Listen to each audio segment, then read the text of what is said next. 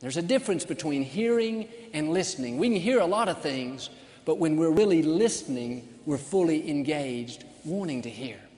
And I believe part of being respectful, part of being considerate, is to learn to be a good listener. This means when people are talking to you, don't interrupt them. Let them finish their thoughts. You may already know what they're going to say. You may have already heard the story, but you know what? That's okay. Be considerate and let them finish anyway. Maybe somebody asks you a question and you know the answer the first 5 seconds. There's that tendency to jump in there and cut them off. Here, let me tell you what to do. No, just be respectful and let them finish. It's not only part of being considerate, but it makes them feel good. I've had people explain things to me, maybe ask me to pray about a situation, and they go on, and I know exactly what they're talking about. But I've realized it's important that I hear what they want me to hear. When you take time to listen, it just shows that you care. It shows that you're concerned. Do you know how many people have told me a joke that I've heard 470 times? I could easily say, well, I've heard that one before. No, I give them the joy of telling it again, and I laugh like it was the first time I ever heard it, just like you do with mine. I'm sowing a seed. Some people have gotten into a bad habit of finishing people's sentences for them. If they pause for a half second, waiting for a word, they jump right in there and take over. How many times have I been guilty of finishing a story that Victoria starts? She's telling someone else, but because I think I can do it better, or because she leaves out one little detail, I jump in and take over. But now I've learned, even though I can do it better, I need to let her do it.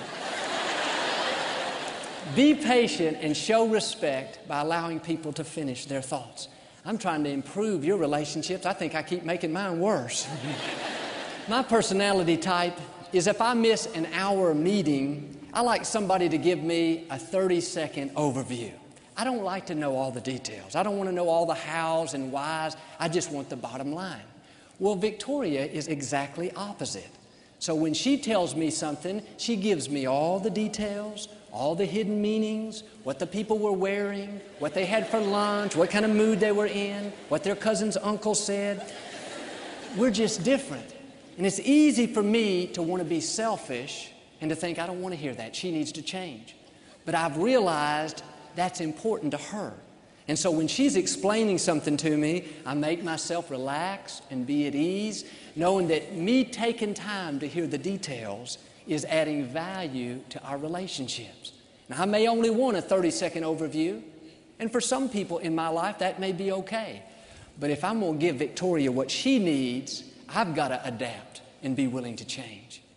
And when people are talking to you, don't make them feel in a rush, hurried, like they're bothering you, fidgeting, tapping your fingers, backing away. That's communicating disapproval. By your body language, you're saying, I don't have time for you. You're bothering me. A while back, Victoria was telling me this story, and she started talking faster and faster. And finally, she said, you don't want to hear this. I can tell you're just hurrying me along. I hadn't said one word. It was my body language. I had to do what I'm asking you to do. Turn off the TV, look people in the eyes, and give them your undivided attention. It's a part of respect.